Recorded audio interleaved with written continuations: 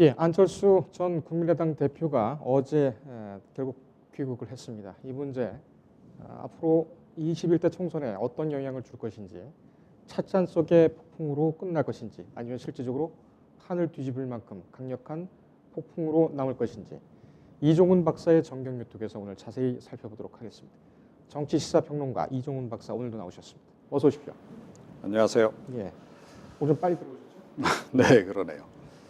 안철수 전 대표의 귀국을 두고 여러 가지 얘기가 좀 많이 엇갈려서 시청자 여러분께서 상당히 좀 궁금해하시겠다. 그래서 좀 일찍 모셨습니다. 네. 일단 어제 들어오면서 큰절을 했습니다. 이것은 어떤 퍼포먼스로 봐야 될까요? 일단 이제 국민들에게 인사를 드리는 그런 의미가 있죠. 그러니까 예. 이제 정계 은퇴를 하고 나서 지금 다시 복귀하는 거 아니겠습니까? 그럴 때는 이제 국민들로서는 뭔가 좀 납득할 만한 충분한 이유, 또 일종의 명분 이런 것도 좀 필요할 테고요. 네.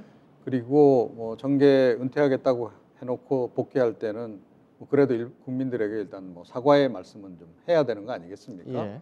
이제 그런 차원에서 어제 일단 일종의 퍼포먼스로 큰절을 좀 한 게 아닌가 이렇게 예. 생각을 합니다. 팬들이 상당히 좀 많더군요. 어제도 많이들 나와서 이 환영 행사를 좀 치렀는데 실용적 중도 정당을 만들겠다 이렇게 얘기를 했습니다. 근데 이거는 뭐 과거에도 나왔던 얘기고 또 이명박 전 대통령의 측근들 친이 계열이라고 할까요?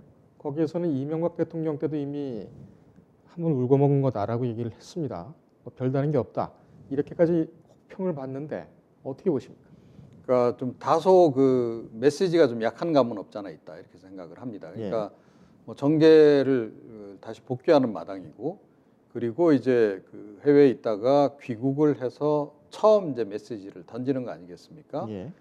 그랬을 때는 본인이 하려고 하는 것 또는 나가고자 하는 방향성에 대해서 좀 더 명확하게 한마디로 국민에게 좀 각인될 수 있는 그런 메시지를 던질 필요가 있었다라고 저는 생각을 하고요. 예. 그런 점에서 어제 그 귀국 일성은 좀 두루뭉실했다 전체적으로 볼 때. 그러니까 대략 무슨 방향인지는 알겠는데 그동안 사실은 안철수 전 대표가 해왔던 행보하고 크게 다르지 않을 뿐만 아니라 그동안에 해왔던 행보가 결과적으로 성공적이었냐 하면 그렇게 성공적이지는 못했다는 거죠. 자, 그러면 뭔가 좀 다른, 그러니까 새롭게 좀 각을 세워서 국민들에게 좀 딱 다가설 수 있는 뭔가가 좀 필요했는데 그런 부분에서 아직 준비가 좀 덜 된 상태로 입국한 거 아닌가라고 하는 생각을 우선 하게 하는 그런 준비가 메시지였습니다. 덜 됐다. 네. 기대에 부응하지 못한 점을 사과드린다 이렇게 얘기를 했습니다. 어떤 점에 대해서 좀 그런 생각이 들었을까요? 예, 어찌됐건 지난 대선에서 이제 3위를 한 거 아니겠습니까? 이제 그래서 일정 부분의 어떤 그 지지층은 있는 것이고 또 중도라든가 이 좀 부동층 사이에서는 그래도 좀 기대감도 좀 남아 있는 이제 그런 상황이고, 그런데 본인이 이야기했던 중도 정치가 결국은 실패를 한 거 아니겠습니까? 지난 대선 그 다음에 이제 지난 또 지방선거 그런 과정을 통해서 결국은 이제 본인이 그 부분에 있어 상당 부분 책임이 있는 것으로 일단 그렇게 평가가 나왔기 때문에 또 정계 은퇴를 했던 것이기도 하고, 그런 부분에 대해서 사과를 일단 한 것이다 이렇게 봐야 되겠습니다. 네. 발언으로 봐서는 창당 쪽으로 가닥을 잡은 것 같아요. 바른미래당 쪽으로 갈 것인지 어떤지에 대해서는 지금으로서는 확정적으로 어떻게 판단할 수는 없겠다 이런 시각도 물론 있습니다만 네. 일단은 창당 이렇게 얘기를 좀 하고 있습니다. 창당을 한다면은 어느 세력을 어떻게 규합해서 갈까요? 그러니까 이제 그게 이제 향후의 이제 과제고, 이제 그 부분에서 이제 안철수 전 대표가 뭔가를 보여줘야 하는 그런 상황인 거죠. 예. 일단 어제 그 귀국 일성으로 봐서는 역시 창당 쪽에 새로운 신당 창당 쪽에 조금 더 방점이 찍혀 있는 것은 좀 분명해 보입니다. 자, 그런데 그 새로운 신당이라고 하는 것이 그야말로 완전히 그 무에서 유를 창조하는 새로운 형태의 신당 창당 형태가 될 것인지, 아니면 기존에 이제 바른미래당의 정당 그 어찌됐건 그 기반이 있기 때문에 그걸 토대로 해서 손학규 대표를 그야말로 정리를 하고 당권을 다시 장악하면서 일종의 신장 개업하는 식의 예. 당명 교체도 생각해 볼 수 있겠죠. 뭐 그런 식으로 창당을 할 것인지 그 두 가지 가운데 이제 한 가지가 될 것 같은데요. 그러니까 손학규 대표가 의외로 좀 완강하게 버티고 있는 상황 아니겠습니까? 또 그 바른미래당 내에서 이제 안철수계는 빨리 비대위를 만들자라고 지금 요구를 하고 있는 그런 상황에서 예. 뭔가 접점을 좀 못 찾고 있단 말입니다. 그래서 일단은 뭐 귀국을 했으니까 안철수 전 대표가 손학규 대표하고 회동을 가질 가능성이 있다라고 봅니다. 그래서 거기서 이제 논의를 해서 가능한 한 이제 합의하에서 뭐 이제 그 당 지도부를 정리하는 그런 형태를 이제 취하려 이제 하겠으나 만약에 그게 여의치 않으면 곧바로 지금 시간도 별로 없고 하기 때문에 그러니까 새로운 그 신당 창당 쪽으로 좀 갈 가능성도 없잖아 있다 이렇게 생각은 하는데요. 다만 이제 바른미래당 소속 이제 의원들이 비례대표 의원들 같은 경우에는 예. 설령 안철수 신당이 만들어지더라도 그쪽으로 바로 몸을 옮길 수가 없는 그런 그 상황이라는 거죠. 예. 이제 그런 이제 현실적인 부분도 좀 남아 있습니다. 그래서 1차적으로는 일단 바른미래당 당권 장악 후 신장개업 쪽에 노력을 기울이지 않을까 이렇게 생각을 합니다. 예. 안철수 전 대표가 바른미래당에 속하지 않고 신당을 창당했을 경우 그렇게 되면은 지금 남아 있는 바른미래당은 어떻게 되겠습니까? 그러니까 뭐 안철수계가 사실은 다 떠난다라고 전제를 한다면, 그러니까 바른미래당의 뭐 존재감이라고 하는 것은 뭐 별로 없다라고 봐야 되는 거죠. 그러니까 예. 기본적으로 바른미래당은 안철수계와 유승민계가 힘을 합쳐서 만든 정당 아니겠습니까? 유승민계는 이미 새로운 보수당으로 이제 창당을 해서 나가버린 상태고, 지금 이제 잔류한 안철수계를 중심으로 해서 바른미래당이 지금 이제 유지가 되고 있는 상황에서 글쎄요, 손학규 계라고 얘기할 수 있는 분이 과연 몇 명이나 될까요? 그러니까 그래서 사실은 뭐 그 부분에서 손학규 대표도 좀 잘 생각을 해야 될 것이다라고 보고요. 손 대표는 그래도 여전히 본인이 뭐 중도 개혁 세력의 어떤 또 다른 통합 논의 그런 과정에서 본인이 좀 주도적 역할을 할 수 있을 거다라고 지금 생각을 하시는 것 같은데 현실적으로는 이미 그런 상황은 좀 아닌 것 같다. 자, 그러면 이제 현실적인 좀 판단을 근거로 해서 좀 뭔가 선택을 좀 해야 되는 시점이 아닌가 이렇게 생각을 합니다. 예. 그러면은 뭐 지금 상황이 얼마나 시간이 얼마 남지 않은 상황이고 또 뭐 기둥들이 다 빠져나가니까 네. 해체될 가능성도 있다 이렇게 보시나요? 그러니까 사실상 해체가 되는 거죠. 사실상 그러니까 해체. 뭐 바른미래당 그 당명으로 그대로 뭐 총선까지 갈 수는 있다라고 보는데요. 예. 그랬을 때 과연 얼마나 표를 획득할 수 있겠는가 하는 거죠. 그러니까 그야말로 손학규 대표를 지지하는 뭐 과거부터 쭉 내려오는 그 핵심 세력들이 일부 지지를 해줄 수는 있을 것이나 그래서 과연 몇 석이나 얻겠느냐는 겁니다. 그런 부분에서는 뭐 손 대표도 이제는 좀 내려놓을 건 내려놓으시고 현실적인 판단을 좀 하셔야 하지 않을까 이렇게 싶습니다. 네. 어제 귀국할 때 기자회견에서 가장 강하게 했던 발언이 보수 통합에 관심이 있느냐, 관심 없다. 이게 딱 잘라서 말했단 말입니다. 네. 이거는 어떻게 봐야 될까요? 그게 이제 앞에 이제 사실은 이제 뭐가 들어가느냐에 따라서 달라지는 거죠. 현 단계에서는 관심이 없다. 일 수도 있는 거거든요. 예, 그래서 뭐 어제 전반적인 이야기의 흐름으로 봐서는 조금 전에 말씀드렸듯이 그러니까 신당 창당 쪽인 건 분명해 보입니다. 다만 그렇다고 해서 그러면 그 보수 대통합 논의 중도까지 포함한 그 대통합 논의에 완전히 그러면 들어가지 않고 뭐 끝까지 지금 이제 혼자 독자 노선을 갈 것이냐 이 부분은 조금 더 두고 봐야 한다라고 저는 생각을 하고요. 예.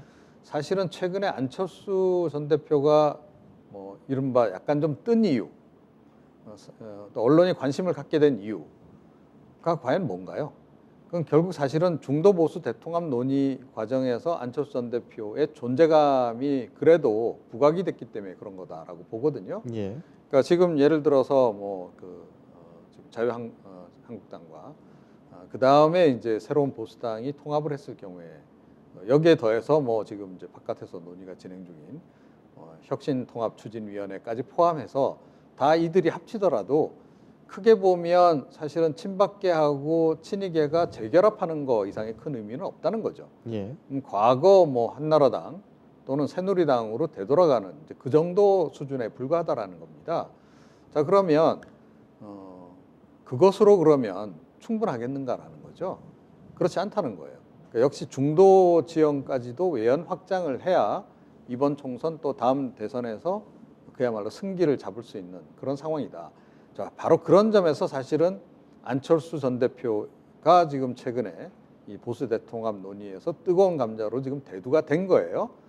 자, 이게 없었다면 안철수 전 대표는 뭐 계속 잊혀진 존재로 그냥 갔거나 정계 복귀를 할 만한 여건 조성도 안 됐겠죠.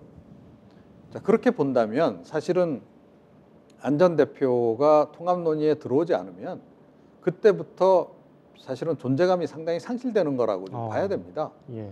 자, 바로 그 부분을 안철수 전 대표 측이 제대로 지금 계산을 하고 있는지는 잘 모르겠어요. 뭐 그거 아니고 나는 그냥 끝까지 가서도 이길 수 있다라고 또는 내 그 지분을 충분히 확보해 나갈 수 있다라고 생각을 하실 수도 있는데 예. 그거는 약간 그 착각일 가능성이 높다. 그리고 또 어제 보니까 뭐 총선도 출마하지 않으시겠다라고 얘기하던데요. 예. 만약에 대통합 논의에 들어가지 않은 상태에서 뭐 총선 출마도 안 한다라고 했을 때 그 새로운 신당을 만든다 하더라도 그 당이 과연 탄력을 받을 수 있겠는가 하는 거예요.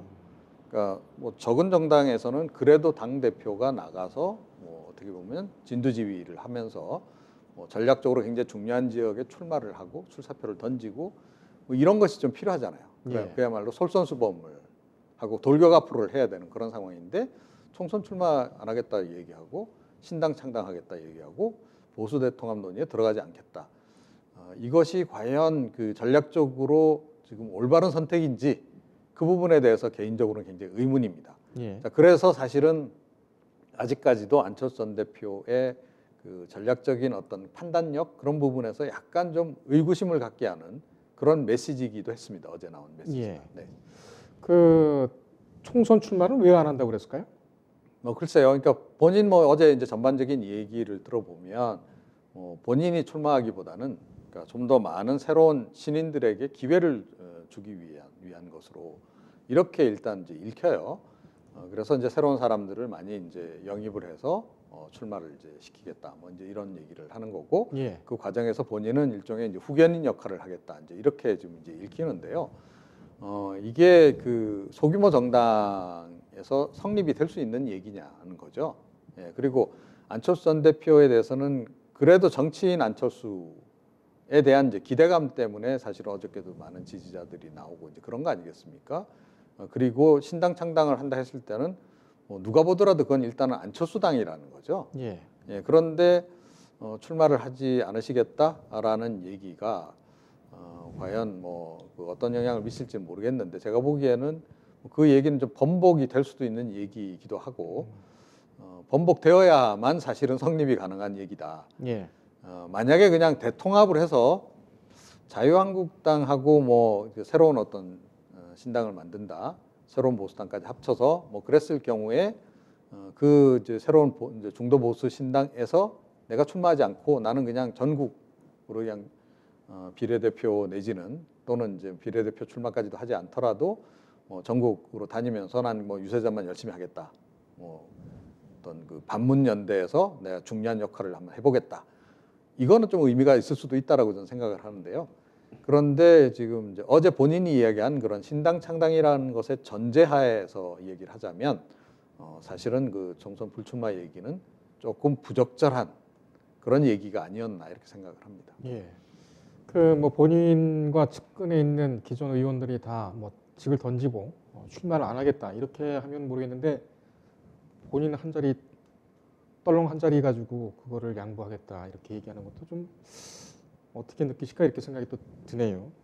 그런데 네. 황교안 대표 같은 경우에는 뭐 포용성 있게 넓게 보고 뭐 기다리겠다 아니면은 영입을 염두에 두겠다.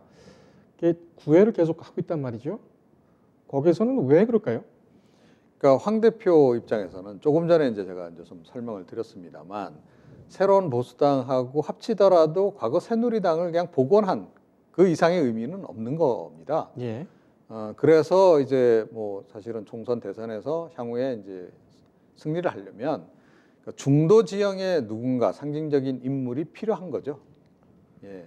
그래서 이제 힘을 합쳐서 중도 지역까지 우리가 외연을 정치 공학적이긴 하나마 확장을 했다라고 하는 것을 국민들에게 보여줘야 될 필요성이 있는 겁니다. 예. 그런 맥락에서 사실은 이제 안철수 전 대표의 존재가 이제 그래서 필요한 것이고, 안철수 전 대표에게 모든 주도권을 주겠다는 의미하고는 상당히 다르죠. 주도권은 본인이 갖되, 다만 그러니까 내 입장에서 그러니까 오른쪽 날개가 좀 아쉬운데 오른쪽 날개를 와서 당신이 좀 해주시오. 그 얘기를 지금 하고 있는 것으로 이렇게 이제 일단 보이고요. 예. 이제 안 전 대표 입장에서는 이제 그런 이제 황 대표의 의도를 알기 때문에 쉽게 내가 거기에 응할 수는 없다라고 일단은 어제 메시지를 던진 것으로 좀 봅니다. 예. 통합 논의에 관심 없다라고 하는 것은 그런 정도의 의미가 아니었을까 생각을 하고, 그런데 또 조금 전에 말씀드렸듯이 뒤집어서 보면 안철수 전 대표가 그 통합 논의에 들어오지 않을 경우에 본인의 정치적인 어떤 그 의미라고 하는 것, 이런 것이 상징성이라고 하는 것이 상당히 줄어들어 버린다는 거죠. 지금 이 국면에서는. 자, 그래서 그 부분에 대해서 이제 심각한 전략적인 고민을 앞으로 좀 더 해야 할 것 같고요. 예. 그러니까 차라리 제가 보기엔 국민의당을 깨고 나올 때 이미 그런 구도를 전 그렸다라고 보는데, 과거 뭐 그 김영삼 전 대통령의 3당 합당 뭐 이런 그림으로 가져가는 것이 오히려 더 극적일 수 있는 것이고, 그 과정에서 현재 본인 지분이 적더라도 다 합친 그 중도 보수 신당 내에서 어떻게 보면 당권을 장악해 나가고 대권 주자로 성장해 나가는 것, 이것이 사실은 그 안철수 전 대표를 지지하는 층의 욕구일 수도 전 있다라고 저는 보거든요. 예. 그런 부분을 좀 고려를 해야 된다라고 봅니다. 그러니까 중도 정치가 실패한 이유가 중도층이 그 외견상은 굉장히 많아 보입니다만 이분들은 뭐 그야말로 투표장에도 잘 안 나가는 층이기도 해요. 예. 자, 이제 그런 부분 때문에 안 전 대표가 중도에만 계속 머물러 있으면, 그러니까 결과적으로 보면 그야말로 이제 그 만년 3당에 머무를 가능성이 좀 없잖아 있는 거죠. 예. 그런 측면에서 사실은 안 전 대표 입장에서는 좌든 우든 뭐 오히려 또 역으로 외연 확장을 해야 되는 그런 상황이에요. 그래서 더불어민주당 쪽으로 뭐 합치든 아니면 자유한국당 쪽으로 합치든, 간단하게 얘기하면 그런 선택을 좀 해야 되는 그런 기로에서 국민의당을 깨고 나올 때 이미 제가 보기에는 진보 진영하고는 조금 거리를 두기 시작했다라고 저는 보거든요. 그러면 보수하고 중도의 대통합을 염두에 두고 저는 이제 바른미래당을 창당했다라고 봅니다. 그렇다고 전제한다면 그 맥락에서 정치를 계속 해야 되는 것이죠. 예, 이쪽에서 실패했으면 이쪽에서라도 성공을 해야 되는 이제 그런 상황인데, 아직 그 부분 관련해서 지금 뭔가 결단이 지금 나온 것인지 좀 불확실해 보이는. 그래서 이번에도 좀 애매모호하다 이런 얘기를 좀 많이 하는 거죠. 예. 알겠습니다. 지금 뭐 그러니까는 황교안 대표 같은 경우에는 안 전 대표가 같이 통합에 참여를 해서 얼굴 마담 역할을 좀 해줬으면 좋겠다, 이런 아마 생각인 것 같은데, 안 전 대표도 그렇고 황 대표도 그렇고 너무 자기 중심적으로 생각을 하는 것은 아닌가, 이렇게 또 생각이 또 됩니다. 그렇죠. 근데 정치라고 하는 것이 결국 그런 거 아니겠습니까? 그리고 예. 이제 그 과정에서 누가 주도권을 잡아갈 것이냐. 조금 전에 이제 김영삼 전 대통령의 그 3당 합당 말씀을 드렸는데, 3당 합당할 당시에 그 김영삼 전 대통령의 당세가 그 당시 이제 집권당보다 더 컸었냐? 그거 아니거든요. 오히려 제3당으로 전락하다 보니 이제 불가피하게 사실은 지금 이제 선택을 그렇게 했던 그런 측면이 있었다는 거죠. 자, 이제 그런 정치적 결단이 사실은 안 전 대표에게는 지금 필요한 시점이 아닌가. 예를 들어서 이게 꼭 바람직하고 않고의 문제를 떠나서 말입니다. 예. 어제 그 안철수 전 대표가 귀국 일성으로 제2의 3당 합당을 이뤄내겠습니다. 중도 보수를 다 한데 아우르는 새로운 신당을 반드시 창당하고 말겠습니다. 라고 이야기를 했다면 오늘 그 언론 보도가 어땠을까요? 예, 그게 헤드라인에 걸렸을 가능성이 굉장히 높죠. 예. 예컨대 이런 게 이제 정치다라는 겁니다. 그러니까 큰 구도를 잡고 그래야 사실은 본인이 주도권을 확보할 수가 있는 그런 건데, 그러니까 여전히 보면 방어적이고 소극적이고 그렇다라는 거죠. 그러니까 과거에 뭐 양보한 적도 많고 또 뭐 통합 과정에서 사실은 좀 약간 불이익을 당했던 적도 있는 그런 상황인데, 여전히 그런 부분에서 어떤 치고 나가는 그런 어떤 정치력, 그런 것들이 좀 아직 안 보이는 겁니다. 예. 알겠습니다. 그런 부분이 좀 아쉽다. 예. 여전히 그렇게 생각합니다. 네. 저 자유한국당 얘기가 좀 나왔으니까는 이쪽으로 한번 여쭤볼까요? 그 지금 보수대 통합해서 뭐 바른미래당, 그러니까는 새보수당, 자유한국당 그리고 뭐 우리공화당 다 모인다는 얘기가 있었고 그 다음에 이제 그 박근혜 탄핵의 강을 어떻게 건널 것이냐 이것이 뭐 문제가 될 것이다라고 얘기하는 그런 분석들도 있었고요. 지금은 이 보수대 통합 제대로 잘 되고 있습니까? 그러니까 현재처럼 흘러가면 이게 뭐 사실은 성사가 안 될 가능성이 굉장히 높지 않나 이렇게 생각합니다. 그러니까 물론 이제 뭐 협상 과정에서의 뭐 진통이라고 하는 것은 언제나 있는 것이고 그럼에도 불구하고 뭐 결과물이 나올 수는 있어요. 그런데 우선 그 황교안 대표가 통합에 과연 진정성이 있는지 전 개인적으로 굉장히 의문이고요. 예. 그와 관련해서 뭐 여러 가지 얘기가 있죠. 그래서 이제 황 대표가 최근에 좀 이제 달라진 모습을 보여주기 위해서 굉장히 애를 많이 씁니다. 안철수 전 대표에게 손을 내민 것도 이제 그런 맥락에서의 이제 일이었다라고 저는 생각을 하고요. 예. 그러니까 본인의 이제 그 당 내에서의 그 리더십 위기 논란을 이제 잠재우기 위해서 이제 돌파구를 찾아가는 이제 그런 과정인데 궁극적으로 그래서 그러면 본인이 뭐 말은 이제 뭐 다 기득권을 내려놓겠다라고 얘기합니다만 본인의 기득권을 내려놓을 자세가 되어 있느냐? 뭐 그거는 좀 아닐 가능성이 높다라는 그런 관측이 현재로서는 지배적인 거죠. 예. 이제 그 부분에서 사실은 이제 그 제가 보기에 황 대표도 약간 그 정치 경험이 부족한 탓에 정치력 그 좀 부재 상황을 좀 보여주는 게 아닌가 이런 생각이 좀 드는데요. 예. 그러니까 황 대표도 이런 국면에서 사실은 좀 더 과감한 선택이 좀 필요하겠죠. 예. 뭐 그야말로 안 전 대표에게 내가 뭐 원하면 안 전 대표가 원하면 통합 논의 과정에서의 뭐 정권을 내가 줄 수도 있다. 이런 정도로까지 이제 내려놓는다든지 아니면 유승민 전 대표하고 뭐 우리 동일하게 그러면 동일선상에서 우리 똑같은 자격으로 각자 지금 가지고 있는 뭐 당 기반 의석수 이런 거 상관없이 어떤 당으로 해서 한번 논의를 본격적으로 해보겠다라고 나간다든지 그래야 되는데 그런 선택을 못 하는 거죠. 사실은 그렇게 가더라도 그러니까 뭐 자유한국당은 그야말로 제일 큰 집 아닙니까? 그래도 예. 뭐 큰형님이 내가 다 내려놓고 우리 논의하자 하더라도 큰형님은 큰형님인 겁니다. 자 이제 그런 상황인 건데 그 부분에 대해서 지금 이제 별로 그렇게 어떤 전략적인 판단 그런 것들이 좀 잘 이루어지지 않는 거 아닌가. 어찌됐건 대통합을 성사시켜 놓으면 그러니까 뭐 훨씬 더 선거에서 이길 가능성이 높다라고 전제한다면 일단 그런 구도를 만들어내기 위해서는 좀 사사로운 그런 어떤 이해관계 계산은 조금 잠시 접어두는 것도 한 방법인데 그런 부분이 좀 잘 안 되는 거 아닌가 이렇게 생각합니다. 예. 그 다시 안철수 전 대표 얘기로 돌아와서 그 독자신당을 만들게 된다면 의석수를 의미 있는 만큼 확보를 할까요? 어떻게 될까요? 쉽지 않죠. 그러니까 과거 국민의당만큼 과연 확보하겠느냐 이게 결국 이제 핵심 아니겠습니까? 예. 국민의당 간판으로 어찌됐건 뭐 38석 정도 그렇게 이제 확보를 했고 예. 선거제 개편안이 뭐 조금 이제 비례대표 의석수가 줄어들긴 했으나 지금 새로운 그 선거제 개편안으로 이제 시뮬레이션을 해보더라도 그때 얻었던 의석수보다는 조금 더 많이 얻을 수 있는 그 가능성이 높습니다. 예. 그럼 40석 내지는 뭐 잘하면 한 50석까지도 한번 노려볼 수는 있는 것인데. 예. 자 그런데 뭐 안 전 대표는 아마 그 계산을 좀 하고 있는 것 같아요. 그 정도는 내가 독자신당으로 가더라도 뭐 확보할 수 있지 않을까. 그런데 그거는 착각이라는 거죠. 예. 그 이후 이제 지난 총선 이후 치러진 대선에서 일단 뭐 3위 이제 겨우 했고요. 또 지방선거에서 또 완전히 또 거의 괴멸하다시피 했고 이제 그런 상황에서 또 유승민계는 또 지금 이탈해 나갔고 또 그 사이에 국민의당도 깨진 상태고 뭐 이런 거 아니겠습니까? 자 이제 스스로 깨고 나왔어요. 그래서 점점 살림이 좀 축소가 된 상태인데 지금 이 상황에서 뭐 과거 국민의당에 그 국민들이 지지를 줬던 만큼의 지지를 지금 기대한다. 이거는 사실은 좀 어불성설이 아닌가 이렇게 예. 생각을 하고요. 물론 이제 가능은 하지만 굉장히 힘든 일이다. 그리고 그 사이에 안철수 전 대표에 대한 평가도 지금 대략 좀 내려졌다는 거죠.